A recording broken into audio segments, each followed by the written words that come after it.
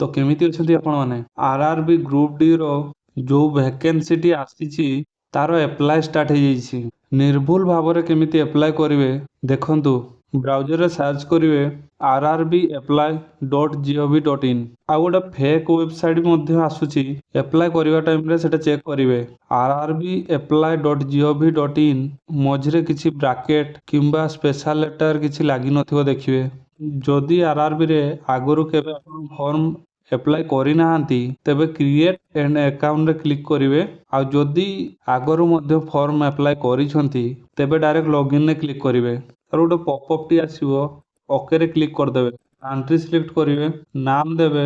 जदि आपण एठी नाम चेंज करिसंती तेबे यस रे क्लिक करेंगे ना तो नो रे क्लिक करेंगे डेट ऑफ बर्थ टी दे देबे जेंडर टी दे देबे फादर नेम टी दे देबे मदर नेम टी दे देबे ईमेल आईडी देई जेनेरेट ओटीपी रे क्लिक कर देबे एवं ओटीपी टी आसिले देई वेरीफाई कर देबे सेमिति मोबाइल नंबर टी दे देबे जेनेरेट ओटीपी रे क्लिक करेंगे ओटीपी टी आसिले ओटीपी टी देई वेरीफाई कर देबे आधार वेरिफिकेशन कर देबे तापर पासवर्ड क्रिएट कर देबे पासवर्ड टी आपनकर एमिति टाइप रो पासवर्ड टी देबे तापर आई एम नॉट रोबोट रे क्लिक करेंगे तापर preview and create an account रे क्लिक करेंगे एवं रजिस्ट्रेशन क्लिक कले आपनकर रजिस्ट्रेशन टी कंप्लीट हो जिवो मोर ऑलरेडी रजिस्ट्रेशन नहीं अछि तो मु डायरेक्ट लॉगिन करी आपनको देखौछि आपण जदि आम चैनल रे नुआ करी विजिट करिसंती तेबे चैनल को सब्सक्राइब करी वीडियो टी को लाइक शेयर आ निजर मतामत टी कमेंट रे जणाई देबे मु लॉगिन विथ आरआरबी अकाउंट रे अप्लाई करी देखौछि एठी निजर मोबाइल नंबर की ईमेल एड्रेस आ पासवर्ड टी दे देबे आई एम नॉट रोबोट रे क्लिक कर देबे तापर लॉगिन रे क्लिक कर देबे तापर ऑथेंटिकेशन टी आसीबो एठी आपण सेंड ईमेल किंबा सेंड फोन ओटीपी रे ओटीपी सेंड करी वेरीफाई करी लॉगिन करी परिवे सेंड ओटीपी रे क्लिक कर देबे ओटीपी टी आसिले ओटीपी टी देई लॉगिन रे क्लिक कर देबे लॉगिन रे क्लिक करिवा परे आपनकर प्रोफाइल टी ओपन हो जिवो तापर आपण ऑनलाइन एप्लीकेशन रे क्लिक करिवे एठी देखिबे various post in level 1 of 7 CPC pay matrix एटा ग्रुप डी पोस्ट टी एप्लाई डेट टी स्टार्ट हेछि 31/1/2026 रे एवं सरीबो 2/3/2026 रे तापरे एरर रे क्लिक करिवे एवं निजर जोन टी दे देबे आपण जो जोन रे अप्लाई करिया पई चाहउछंती ता ऊपर सिलेक्ट करिवे मु भुवनेश्वर जोन रे अप्लाई करिया पई चाहउची तो मु भुवनेश्वर रे क्लिक करछु तापरे एई दुईटी क्लिक कर देबे आउ नेक्स्ट क्लिक कर देबे तापरे क्रॉस रे क्लिक कर देबे इठी आपनकर रजिस्ट्रेशन टाइम रे जो डाटा गुडी को देइछंती सेही डाटा गुडी को ऑटोमेटिक आसी जिवो तापरे टिके तळ को पळेले एठी मैरिटल स्टेटस टी दे देबे तापरे रिलीजन रे जहा आपनकर रिलीजन ताहा दे देबे तापरे आपनकर मदर टंग टी सिलेक्ट करिवे तापरे एग्जाम को लैंग्वेज रे देबे ताहा सिलेक्ट करिवे तापरे आपनकर परमानेंट किछि विजिबल मार्क जदी अछि एठी देई पारिबे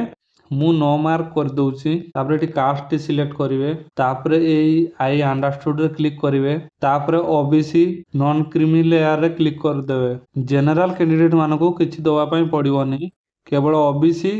ST SC EWS PWD candidate मानको एई सब डाटा सबमिट करिवा पई पडिवो name of caste certificate number certificate authority date of issue एई जिंस गुडी को दे देवा पई पडिवो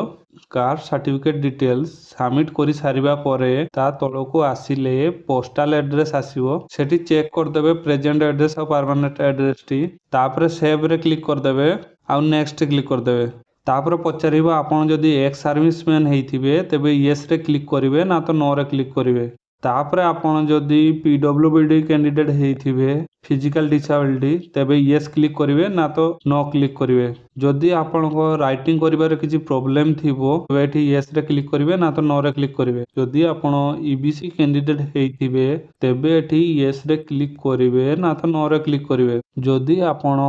रेलवे एम्प्लॉय हेइथिबे तबे एठी यस रे क्लिक करिवे ना तो नो रे क्लिक करिवे जदी आपण एबे किछि जॉब करूछंती तबे एठी यस रे क्लिक करिवे ना तो नो रे क्लिक करिवे जदी आपण रेलवे अप्रेंटिस करिछंती तबे एठी यस रे क्लिक करिवे ना तो नो रे क्लिक करिवे एठी आपनकर अकाउंट नंबर एवं IFSC code bank details T भलो भाबरे देखि देबे कारण आपण एग्जाम दे सारिबा परे आपनकर अमाउंट एई बेस रे रिफंड हबो जदी सब ठीक अछि सेव रे क्लिक करिवे तापर नेक्स्ट क्लिक करिवे तापर आपनकर एजुकेशन पेजटी आसीजिवो जदि आपण आगुरु अप्लाई करथिबे तेबे एठी आपनकर मैट्रिक डिटेल्स टी आसीजिवो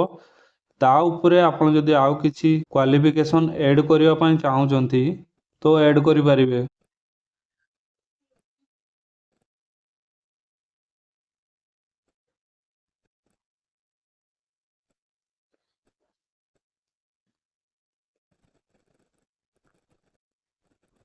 आपनकर क्वालिफिकेशन जेते पर्यंत अछि ग्रेजुएशन की पीजी सीरियली ऐड करि जिवे। क्वालिफिकेशन गुडी को देई सारिबा परे नेक्स्ट क्लिक करिवा परे आपनकर लाइव फोटोर पेज टी ओपन हे जिवो। जदि आपण डेस्कटॉप रे लाइव फोटो कैप्चर वेबकैम रे करिया पई चाहुचंती तेबे एठी क्लिक करिवे ना तळे इमेज फ्रॉम मोबाइल रे क्लिक करिवे। आउ जदि आपण मोबाइल रे ही अप्लाई करछंती तेबे कैप्चर लाइव इमेज रे डायरेक्ट क्लिक करिवे। आपण कैमरा टी ओपन हे जिवो। बैकग्राउंड गुटे भलो सरफेस रे आपण रखिबे जिमती बैकग्राउंड बेसी लाइट आसुनथिबो सिंगल कलर बैकग्राउंड टी हेतिबो। फोटो टी अपलोड करि सारिबा परे सिग्नेचर टी अपलोड करिवे। 49 केबी मध्य रे रहितबा दरकार सिग्नेचर टी। निजर फोटो आ सिग्नेचर टी अपलोड हे सारिबा परे एठी क्लिक कर देबे। तापरे सेव आ नेक्स्ट क्लिक करिवे। तापरे आपनको सामने रे पोस्ट गुडी को आसी जिवो। जो पोस्ट रे बेसी वैकेंसी अछि सेही हिसाब रे सीरियली सिलेक्ट करि जिवे। एही प्लस ऊपर क्लिक करले ऑटोमेटिक सिलेक्ट हे जिवो। पोस्ट गुडी को सब सिलेक्ट करि सारिबा परे आई हैव रे क्लिक कर दबो। तापरे एठी क्लिक कर दबो। तापरे निजरो प्लेस टी देकी सेव रे क्लिक कर देबे। तापरे प्रीव्यू एप्लीकेशन रे सिलेक्ट करिवे। तापरे प्रीव्यू रे डिटेल सब चेक कर देबे। जदि सब ठीक ठाक थिबो एठी टिक करी सबमिट रे क्लिक कर देबे। तापरे गुटे पॉपअप टी आसीबो सेठी सबमिट रे क्लिक कर देबे। तापरे आपनकर पेमेंट ऑप्शन टी ओपन हे जिवो। पे विथ एसबीआई रे क्लिक करिवे। आई एग्री रे क्लिक करी प्रोसीड रे क्लिक कर देबे। तापरे एठी यूपीआई रे सिलेक्ट करिवे। तापरे निजर एठी यूपीआई आईडी टी दे वैलिड मार देबे। पे नाउ रे मारी की पेमेंट टी कर देबे। पेमेंट टी सक्सेसफुल हे गले आपनको रिसीप्ट टी मिल जिवो। आपण चाहिले प्रिंट भी रखी पारिबे ना तो बैक रे क्लिक करिवे। तापरे आपनकर पेमेंट स्टेटस टी कंप्लीट लेखा आसीबो एवं आपनकर अप्लाई टी कंप्लीट हे जैछि। एवं व्यू एप्लीकेशन रे क्लिक करी एप्लीकेशन पेज टी डाउनलोड करि पारिबे। एमिति सहजरे निर्भुल भावरे निजर फॉर्म टी फिल अप करि पारिबे। वीडियो टी भलो लागिथिले लाइक शेयर आउ कमेंट कर देबे। आउ जदि आपण आम चैनल रे नुआ तेबे सब्सक्राइब कर देबे।